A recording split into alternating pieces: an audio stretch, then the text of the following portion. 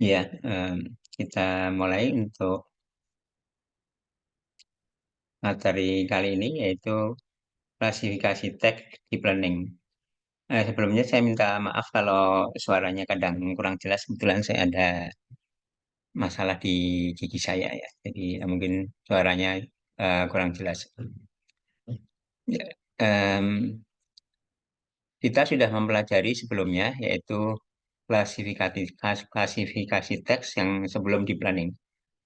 Sekarang di klasifikasi teks deep learning ini kita akan membahas pada prinsipnya kita bisa bagi menjadi tiga. Yang pertama adalah review.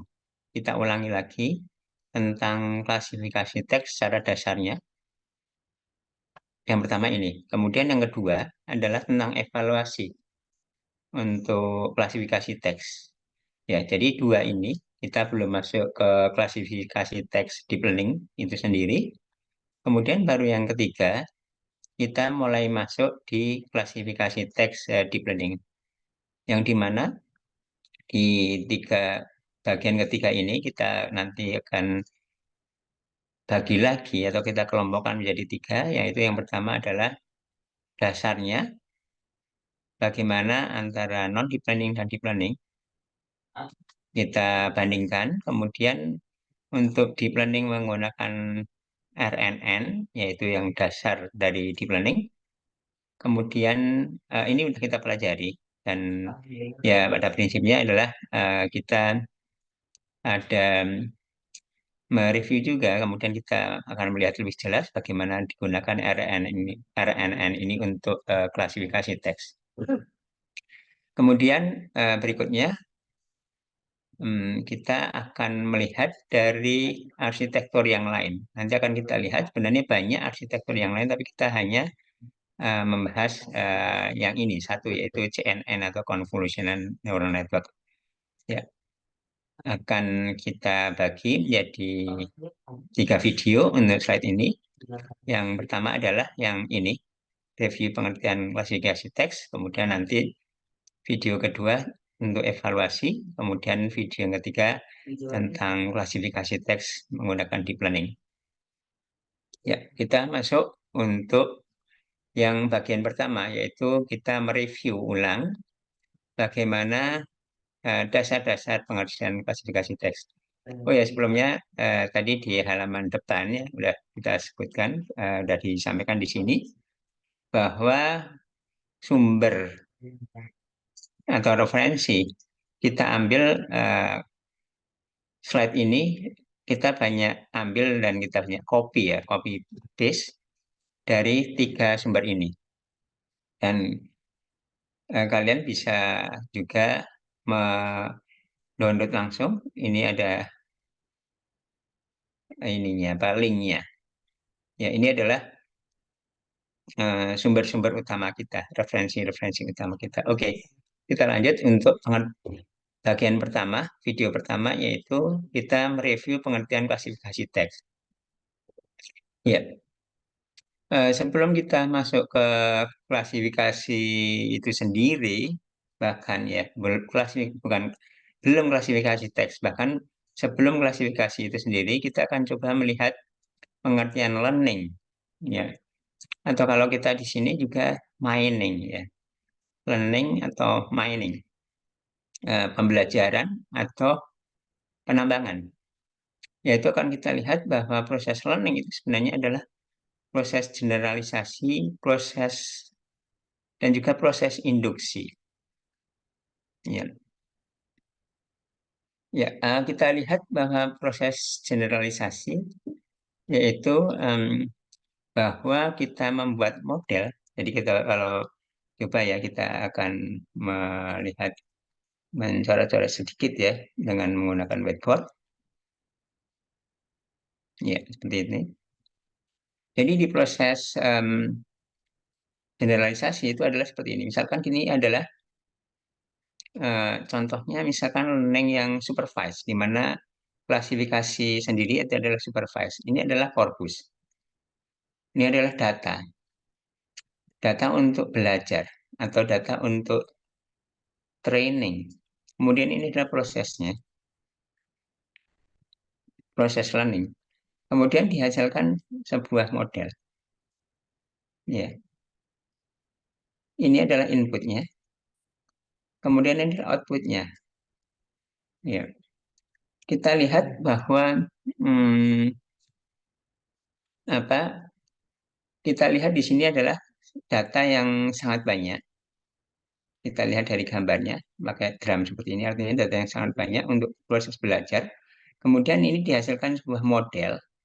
Di model ini juga kita lihat dari um, di sini ya. Ini adalah satu um, data yang jauh lebih kecil. Misalkan model ini adalah misalkan adalah di sini adalah rule if then atau mungkin pohon pohon keputusan untuk klasifikasi. Artinya ini adalah bentuk general atau mungkin belum begitu jelas penjelasannya. Yang barangkali kita ada penjelasan dari sudut pandang lain adalah seperti ini. Em, kita ada data. Ini misalkan timeline, ya, waktu. Ini adalah misalkan tahun sejak katakanlah ya, misalkan kita buat yang panjang ya, misalkan di sini tahun 2021, 2022, kemudian 2023, 2024, dan seterusnya. Ya, ini, data yang besar ini, misalkan kita ambil data adalah data histori, katakanlah 3 tahun ini. Ya, data histori ini apa? Data histori ini misalkan adalah katakanlah artikel berita ya dari 3 tahun ini. Ya, kemudian dibuatlah model ini yang kecil, yang mungkin di sini adalah if then rule. If seperti ini, then ini adalah termasuk berita pendidikan. If mengandung ini, then artikel berita ini termasuk apa dan seterusnya. Misalkan seperti itu. Ya, tadi kita membicarakan tentang generalisasi dan induksi. Yang artinya di sini adalah generalisasi itu adalah kita buat model ini. Yang model ini berlaku secara untuk general sampai di sini. Ya, ya penjelasannya itu seperti itu. Atau juga mungkin ada penjelasan dengan apa penjelasan yang lain ya. Misalkan adalah seperti ini. Misalkan ini adalah yang tadi timeline ya. Timeline itu kita gambarkan menjadi seperti ini. Data yang ini adalah data universalnya atau data istilahnya apa populasinya atau data di sini ya populasinya universalnya atau di sini adalah kalau yang tadi ya di sini kan untuk tahun 2025 dan seterusnya seterusnya seterusnya ya meskipun tentunya tidak bisa untuk selamanya tapi maksudnya untuk jangka waktu yang lama. Oke, mungkin kita gambarkan seperti ini. Ini adalah untuk banyak tahun. Kemudian kita belajar hanya dari beberapa tahun. Seperti tadi di sini hanya 3 tahun. Padahal di sini tahun-tahun yang next-nya yang banyak. Artinya dari sini ya kita membuat sebuah model yang tadi itu ya, yang ini model ini, yang model ini bisa mencerminkan di sini atau bisa mencerminkan di sini. Ya, mungkin saya kira seperti itu penjelasan singkatnya. Kita tidak berpanjang lebar di sini. Kemudian juga tadi disebut ada proses induksi ya. Kita lihat generalisasi dan juga proses induksi. Ya, ini kita lihat di sini. Oke, di sini proses induksi itu artinya bahwa kita me, apa ini adalah dari case atau contoh seperti misalkan contoh soal jawab soal jawab soal jawab. Kemudian proses induksi itu adalah dibuatlah teori, istilahnya mungkin seperti itu ya, atau knowledge, atau yang lebih praktisnya adalah rule. Ya, ada rule. Jadi belajar dari contoh-contoh dibuatkan rule. Ya, seperti ini kita lihat kan, ini belajar dari contoh-contoh. Sebenarnya ini adalah contoh-contoh. Contoh itu maksudnya misalkan adalah ada artikel berita ini, kemudian apa artikel berita ini, kemudian ini adalah termasuk berita pendidikan, artikel berita yang lain termasuk misalkan olahraga dan seterusnya. Kemudian diubah menjadi rule, menjadi knowledge atau secara abstraksinya menjadi teori atau seperti itu. Oke, kita lanjut. Ya, klasifikasi teks itu pada intinya adalah supervised learning. Kemudian apa input dan outputnya nanti akan kita lihat. Jadi pengertian klasifikasi teks itu apa? Kita lihat input dan outputnya. Kemudian apa itu klasifikasi teks? Kita juga memahami dari yang mirip-mirip dengan klasifikasi, yaitu regresi dan klasterisasi. Ya. Jadi kalau klasifikasi dibandingkan dengan regresi, kalau klasifikasi itu adalah outputnya adalah discrete. Jadi seperti misalkan discrete itu misalkan contohnya adalah contoh yang sangat sederhana itu adalah biner. Seperti misalkan email spam filtering. Email ini spam atau bukan spam. Atau discrete itu mungkin agak lebih banyak. Misalkan artikel berita ini, apakah artikel berita ini itu masuk berita pendidikan atau olahraga atau bisnis atau hukum dan lain-lain. Atau bahkan klasifikasi itu diskrit tapi lebih banyak lagi. Contohnya adalah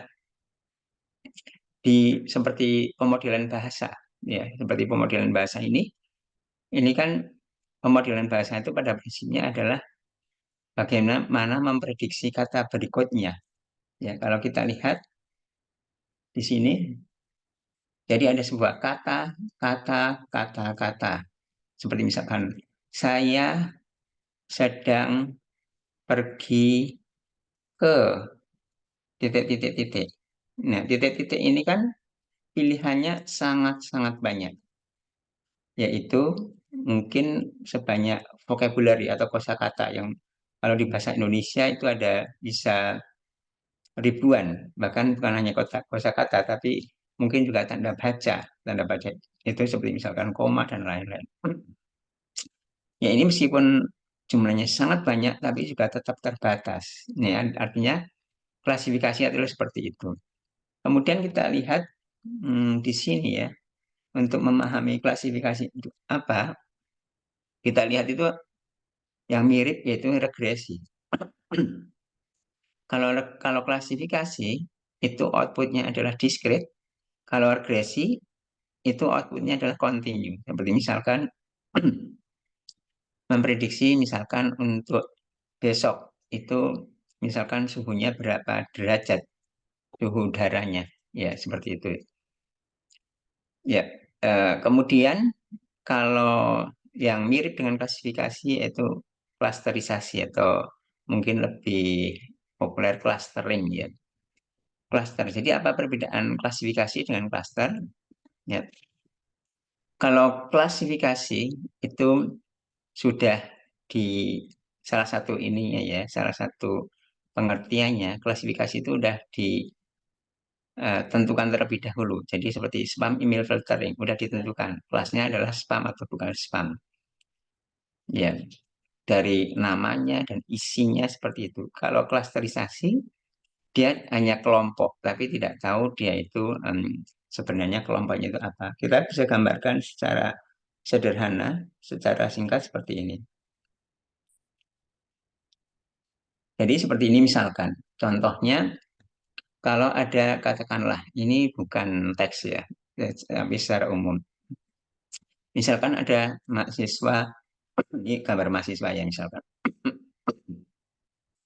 Mahasiswa, detail you, mahasiswa.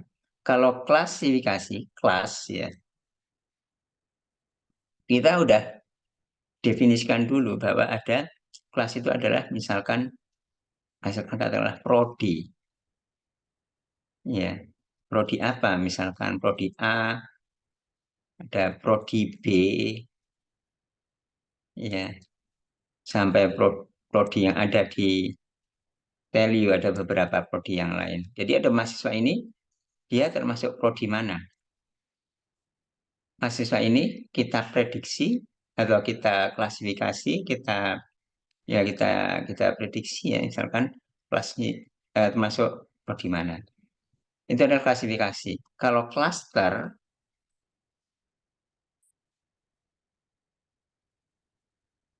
itu adalah kita misalkan ingin menjadi 5 klaster, ya, menjadi 5 klaster. Nah, klaster-klaster ini adalah untuk satu klaster yang sama, mahasiswa-mahasiswa di dalam klaster yang sama, mahasiswa-mahasiswa yang di dalam klaster yang sama, mahasiswa-mahasiswa di sini dalam klaster yang sama, semuanya, semua di sini udah diklasterkan, dikelompokkan menjadi 5 klaster. Setiap klaster itu adalah maksud klaster itu adalah mahasiswanya yang mirip-mirip. Mirip itu maksudnya apa? Ya tergantung dari kita. Kemiripan dari sisi akanya. Ya, jadi mungkin prodi yang berbeda pun masuk dalam klaster yang sama, mahasiswa prodi yang berbeda. Karena mungkin miripnya dari sisi sudut pandang apalah, dari sisi sudut pandang minatnya lah, hobinya, fisiknya, dan lain-lain, dan lain-lain. Ya, jadi seperti itu. Oke, kita lanjutkan. Itu adalah tentang untuk memahami klasifikasi, kita juga perlu memahami untuk pekerjaan-pekerjaan yang mirip dengan klasifikasi, tapi mirip tapi bukan, seperti regresi dan klasterisasi. Kita akan lihat nanti, meskipun regresi itu bukan klasifikasi, tapi akan kita lihat bahwa di sini nanti ternyata metode klasifikasi itu bisa digunakan untuk regresi ya. Contohnya kalau misalkan, utamanya kalau deep learning. Oke, kemudian kita lihat bahwa klasifikasi teks itu merupakan sebuah pekerjaan atau teks yang penting. Ya, jadi kalau kita belajar learning, machine learning, pembelajaran mesin, atau kita belajar data mining, penambangan data, termasuk juga untuk teks, nanti akan sangat banyak dan sudah sejak lama, sejak komputer masih sederhana, itu klasifikasi, pekerjaan-pekerjaan klasifikasi itu sangat banyak.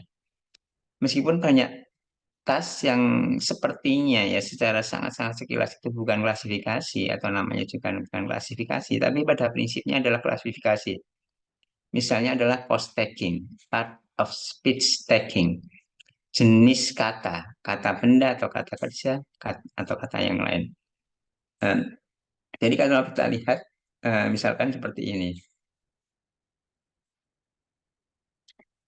Ini ada satu kalimat ya. Jadi jenis kata itu tergantung dari konteks dalam kalimatnya. Ya, ya mungkin sebuah kata itu bisa mempunyai jenis kata yang berbeda. Seperti misalkan saya pergi ke pasar. Ya, ini jenis katanya apa? Posnya, part of speech-nya apa di dalam kalimat ini? Ini posnya atau jenis katanya apa? Ini posnya atau jenis katanya apa? Ini pos atau jenis katanya apa? Nah, ini pada prinsipnya kan sebenarnya juga adalah klasifikasi. Artinya kita mau mengkelaskan kata ini untuk dalam situasi atau konteks yang ini. Kemudian juga ada pekerjaan-pekerjaan lain yang sebenarnya adalah pada prinsipnya adalah klasifikasi. Seperti contohnya adalah NER, Name Entity Recognition. Name Entity Recognition kita bisa lihat, misalkan seperti ini contohnya. Misalkan ini adalah misalkan saya adalah seorang mahasiswa Universitas Telkom. Ya, saya adalah seorang mahasiswa Universitas Telkom.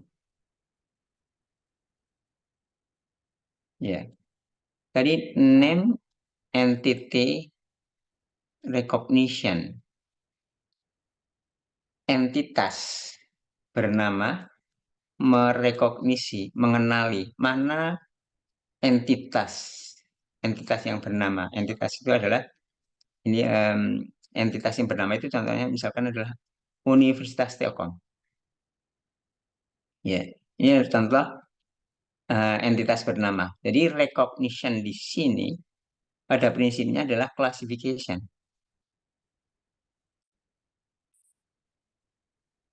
Ya, jadi di sini contohnya adalah gini. Ini adalah masuk dalam name entity atau bukan? Ya atau tidak? Secara sederhananya seperti itu ya. Ini ya atau tidak? Ini ya atau tidak? Ini ya atau tidak? Ini ya atau tidak? Ini ya atau tidak? Ya, jadi sepertinya kalau dalam bentuk sederhananya, ini adalah klasifikasi biner. Setiap kata itu diklasifikasikan ya atau tidak dalam konteks kalimat ini.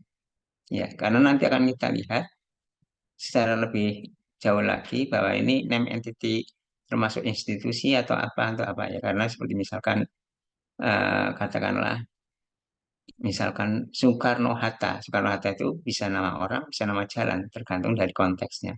Seperti itu. Jadi pada prinsipnya ini adalah klasifikasi. Dan juga pemodelan bahasa seperti tadi yang sudah dibahas sebelumnya barusan ya, yang kata berikutnya, yang itu adalah sebenarnya adalah juga pada prinsipnya adalah klasifikasi. Juga yang akan kita pelajari di pertemuan berikutnya yaitu analisis sentimen dan lain-lain.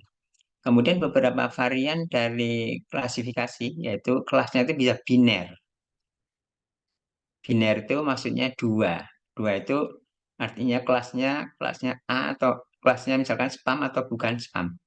Ya, ya perlu diingat ya kalau kelas itu biasanya mempunyai nama yang sesuai dengan nama itu sesuai dengan memang isinya. Jadi kelas itu bukan kelas A, kelas B, kelas C, kelas misalkan kode-kode gitu, tapi kelas itu adalah memang kelasnya spam, bukan spam. Kelas itu misalkan berita pendidikan, berita bisnis ya memang kalau berita pendidikan ya memang isinya pendidikan. Jadi ada namanya yang udah jelas.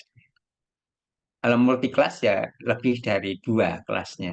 Seperti contohnya yang kalau ini contohnya yang tadi spam bukan spam ya. Kalau di sini contohnya misalkan artikel berita yang eh, apa kelasnya itu bisa lebih dari dua. Seperti misalkan ada pendidikan, kelasnya ada artikel berita sosial, ada artikel berita hukum dan lain-lain. Itu adalah binary class dan multi class. Kemudian yang berikutnya adalah multi level. Multi level itu artinya bahwa satu objek, misalkan katakanlah artikel berita, itu bisa mempunyai lebih dari satu label multi.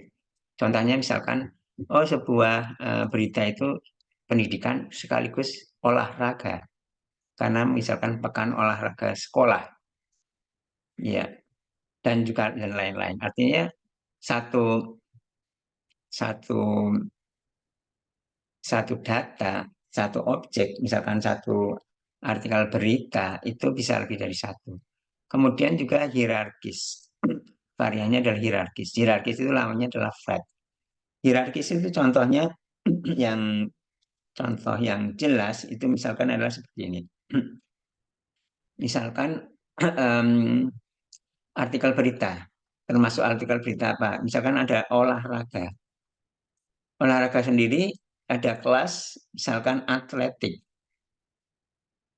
Ada kelas misalkan olahraga itu berenang. Ada kelas misalkan olahraga itu sepak bola. Ya. Jadi ada sebuah artikel berita misalkan ini bisa masuk olahraga saja. Seperti misalkan pekan olahraga nasional itu kan olahraganya macam-macam. Tapi ada seperti misalkan kejuaraan atletik. Ya, ini harusnya masuknya ke sini. atau kejuaraan berenang, maksudnya sini. Kompetisi sepak bola, maksudnya di sini. Kalau misalkan kompetisi sepak bola kita masukkan ke sini, ya sebagian benar, tapi tidak tepat. Yang lebih tepatnya lagi adalah di sini. Ini adalah ada hierarki. Artinya kelasnya itu ada hierarkinya. Oke, kita lanjutkan. Ya, kita menggunakan slide dari ini, speech language processing. Contohnya ini spam. Apakah ini spam atau tidak? Ya, klasifikasi itu ya. Ya, ini artinya sebuah berita, baik itu teks isinya maupun mungkin ada strukturnya dari subjeknya, dari from-nya, dari mungkin date-nya, dari tone-nya. Kalau tone-nya seperti ini, misalkan, oh ini salah satu indikasinya juga fitur atau cirinya bahwa dia itu undisclosed recipient itu seperti seperti ini, tidak disembunyikan gitu ya. Ada kalau BCC kalau dulu. Kemudian contoh lagi, misalkan sebuah paper, sebuah tulisan zaman dulu di Amerika misalkan, yang tahun ini ya.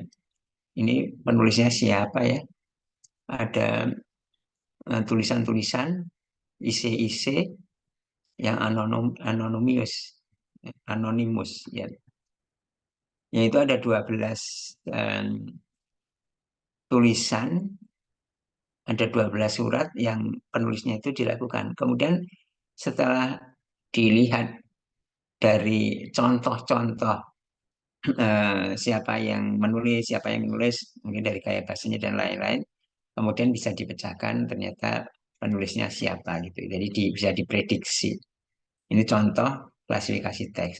Kemudian contoh klasifikasi teks yang lain adalah ini adalah uh, review. Ini adalah review. Jadi kalau tadi contohnya adalah artikel berita, adalah email, ini adalah tulisan review. Review itu review film atau mungkin review produk gitu ya. Kelasnya apakah negatif, kecewa misalkan gitu ya. Sesuatu yang dianggap negatif atau dianggap positif. Ya. Jadi kelasnya ini artinya binary class. Ya.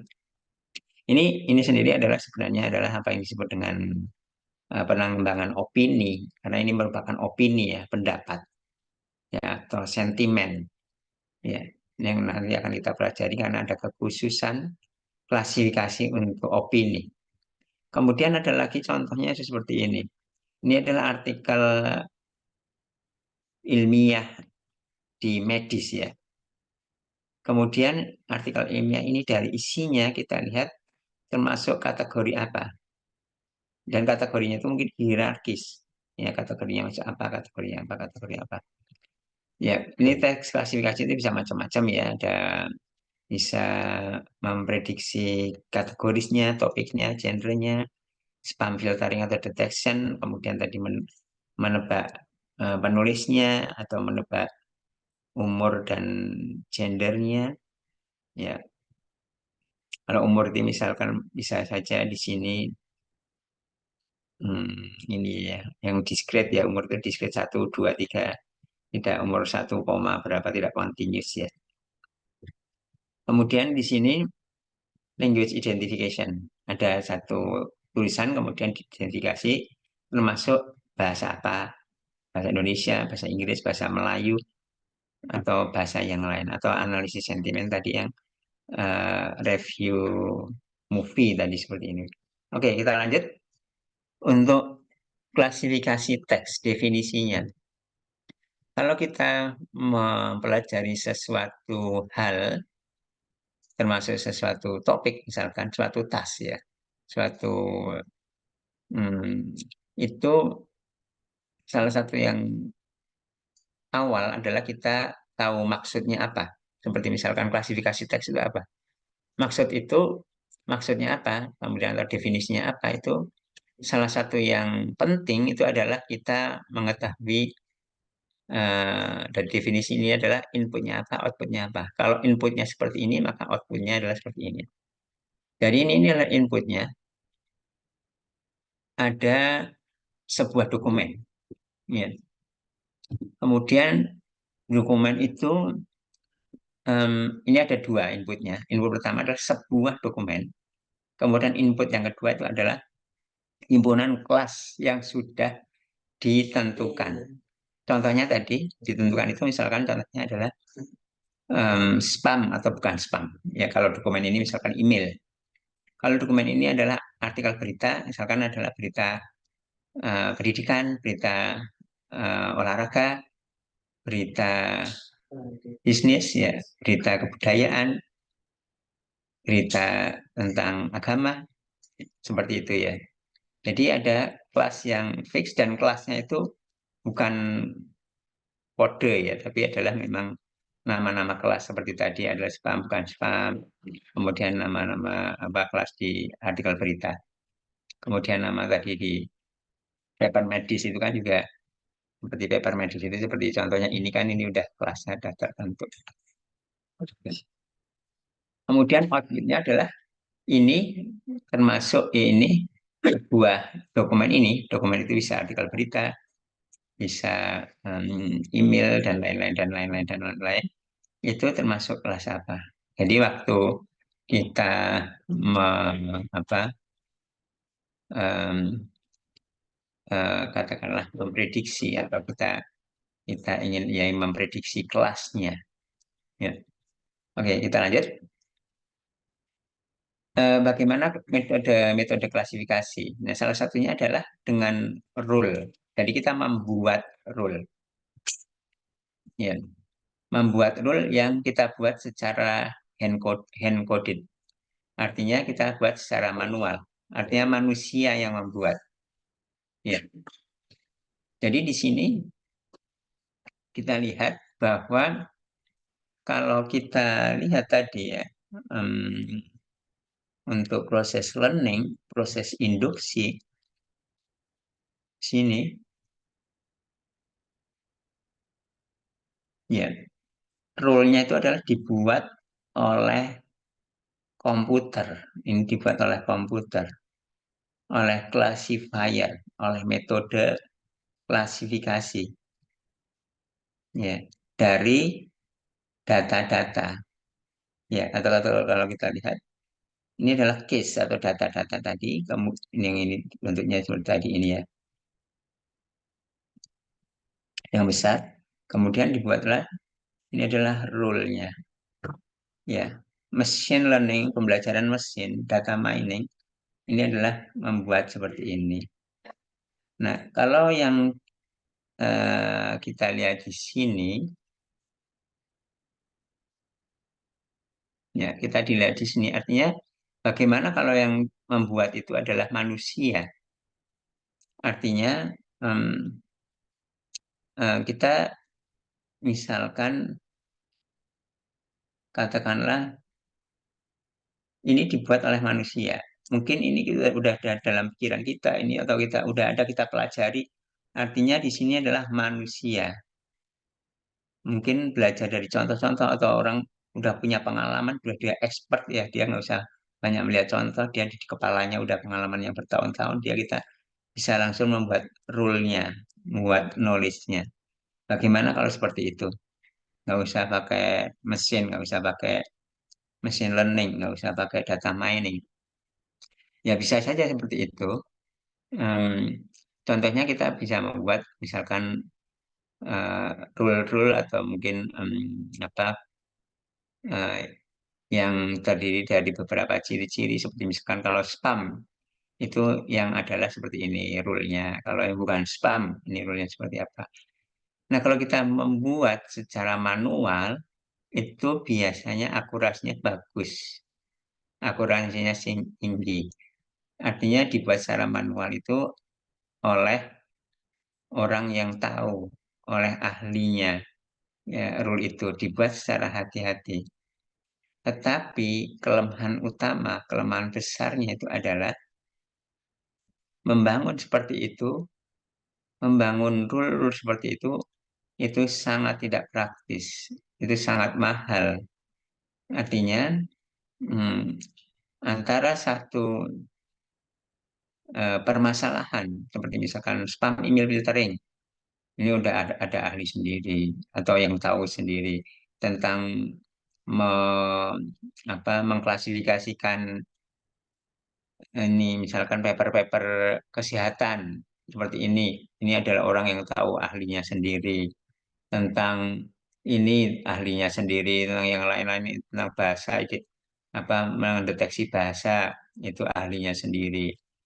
Ya, itu suatu yang tantangan yang besar dan itu suatu yang mahal.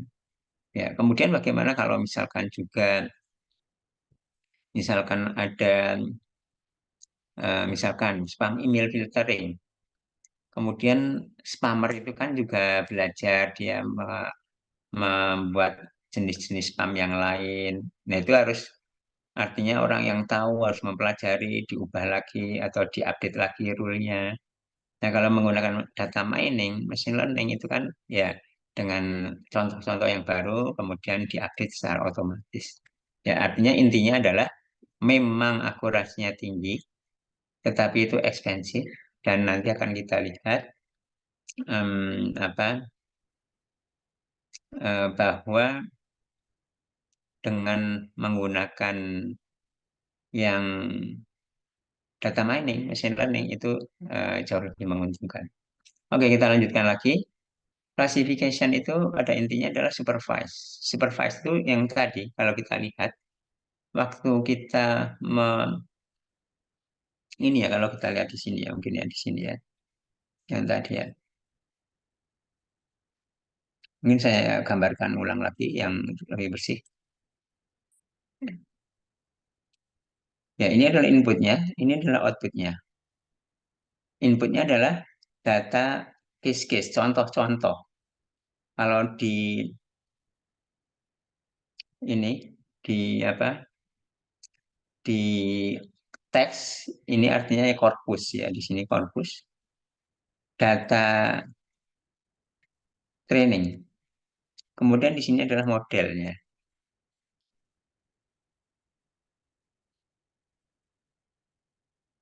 Ya. Kemudian em, ini adalah supervise machine learning. Ya, jadi ini adalah klasifikasi teks. Ya, ini adalah dihasilkan seperti ini. Ya, kalau kita lihat yang tadi ya di sini, kita back dulu.